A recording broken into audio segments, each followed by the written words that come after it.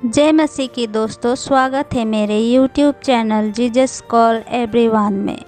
दोस्तों, आज हम जानेंगे इस वीडियो के माध्यम से कि पवित्र आत्मा का बपतिस्मा और अन्य भाषा बोलने के आशीष हम कैसे पा सकते हैं। तो आइए शुरू करते हैं। मत्ती 3:1-2 पद में लिखा है, उन दिनों यूहन्ना बपतिस्मा देने वाला आकर यहूदियों के जंगल में यह प्रचार करने लगा, मन फिराओ क्योंकि स्वर्ग का राज्य निकट आ गया है। यूहन्ना बपतिस्मा देने वाला प्रभु यीशु मसीह के वंश के ही थे। वो यीशु मसीह से 6 महीने पहले पैदा हुए थे। जब परमेश्वर ने यूहन्ना को सेवकाई करने दिया तो यूहन्ना ने अपने सेवकाई के दौर में प्रचार किया कि मन फिराओ, पश्चाताप करो, परमेश्वर का राज्य निकट है। बाइबल में लिखा है, जब यूहन्ना जेल गया तो प्रभु यीशु ने भी वैसे ही हुबहू प्रचार किया, मन फिराओ, पश्चाताप करो, परमेश्वर का राज्य निकट है।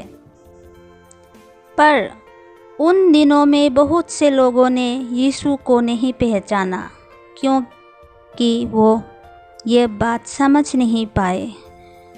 वैसे ही आज लोग पश्चाताप नहीं करते हैं और यही वजह है जिसके वजह से आज लोग प्रभु यीशु को नहीं पा सकते हैं या फिर नहीं पा रहे हैं।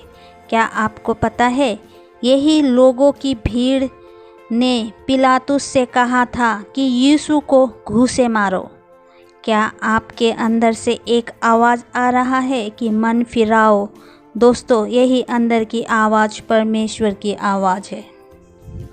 और क्या आपका कोई प्रतिक्रिया है इस अंदर की आवाज़ यानी परमेश्वर की आवाज़ सुनने पर कि मन फिराओ?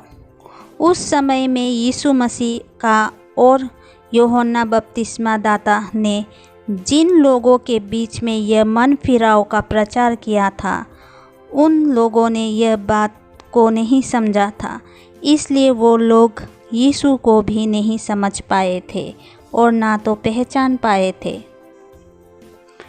पर जिन लोगों ने समझा था, उन लोगों ने यीशु को पहचान गए थे और जान गए थे और यीशु को, प्रभु यीशु को वे लोग पा गए थे। और उनकी संख्या, जितने लोगों ने भी प्रभु यीशु को पाया था, 120 लोग थे, ये बाइबल बताती है। और उन्हीं 120 लोगों पर पवित्र आत्मा उतरा था। यही पवित्र आत्मा का बपतिस्मा कहलाता है। उस समय यूहन्ना और यीशु जिन लोगों को सामने प्रचार करते थे, वे लोग यहूदी थे और ये लोग मूसा के बारे में भी जानते थे, इसलिए मूसा द्वारा भेजा गया परमेश्वर के 10 आज्ञा का पालन भी ये लोग करते थे। फिर भी इन लोगों को मन फिराओ का प्रचार क्यों किया गया था? क्योंकि उन यहूदियों ने बड़े बड़े पाप तो छोड़ दी, यानी उन बड़े पापों से तो मन फिराया था, पर छोटी छोटी चीज़ों से मन नहीं फिरा पा रहे थे। बाइबल में कहा गया है, छोटी छोटी लोमड़ियाँ पूरे दाख की बारी को नष्ट कर देती है। और इन्हीं छोटी छोटी चीज़ों में यहूदियों का मन था और इन्हीं से मन फिराने को यूहन्ना बपतिस्मा दाता और प्रभु यीशु भी कह रहे थे। पर वे लोग उस समय उस बात को नहीं समझ पा रहे थे। और आज हम हमारे जीवन में भी यही सब हो रहा है। हमने भले ही प्रभु यीशु को पाया है, जाना है, उनकी आज्ञा भी मानते हैं, उनसे भय भी रखते हैं, गिरजा जाते हैं, पर हमारा मन सांसारिक चीज़ों में है। भले ही स्त्री जाति के लिए छोटा एक जोड़ा कपड़े पर हो या कोई एक चीज़ पर हो, पर वो सांसारिक ही है और उस चीज़ पे स्त्रियों का मन लगा रहता है। स्त्रियां ज़्यादातर खुद को सुंदर दिखाना चाहती है और वो खुद को सुंदर दिखाने के लिए सजने संवरने में अपने कई समय या घंटों लगा देती है और उन पर उनका मन लगा रहता है। वैसे ही पुरुषों का मन भी छोटी ही क्यों ना हो, मन लगा हुआ है। और इसकी निशानी यह है कि हम संडे गिरजा में इसलिए परमेश्वर का आराधना में जाते हैं कि हम प्रार्थना में कुछ मांग सके, क्योंकि जो मांग रहे हैं वो सांसारिक है और उस पर हमारा मन है। हम इसलिए जाते हैं कि हम परमेश्वर से कुछ चीज़ों की ज़रूरत है जिसे मांग सके। हम सिर्फ सांसारिक चीज़ों को मानने के लिए या मांगने के लिए ही जाते हैं। हम इसलिए मांगते हैं क्योंकि हमारा मन उन चीज़ों पर है। आप लोग भी खुद को टटोलिए, अंदर से अपने आत्मा में झांकिए कि आपके मन किस पर अटका हुआ है, कि कौन सा ऐसा चीज़ है जो आपको खुद से ज़्यादा प्रेम है जिससे, या जो चीज़ आपको अपनी ओर आकर्षित करता है। हमें संसार के कुछ भी चीज़ आकर्षित कर रहा है और उसे हम दिन रात लगाकर मन से मांग रहे हैं, यानी कि हम अब भी सांसारिक में जीवन में ही है। और यूहन्ना और यीशु मसीह ने भी इन्हीं कारणों से मन फिराने को कहा था, और उन लोगों में सिर्फ 120 लोगों ने ही इस बात को समझा, अपना मन फिराया और उन पर पवित्र आत्मा उड़ेली गई। आज फिर वचन हमसे मन फिराने को कह रहा है। हमें सांसारिक हर एक छोटी छोटी चीज़ों से मन फिराना है।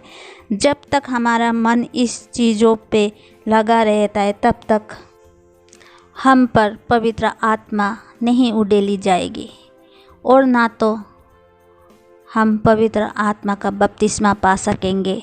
यूहन्ना ने कहा था, मैं तो तुम्हें पानी से बपतिस्मा दे रहा हूँ, पर मेरे बाद वो समय आएगा जब तुम्हें आग से बपतिस्मा लेना होगा।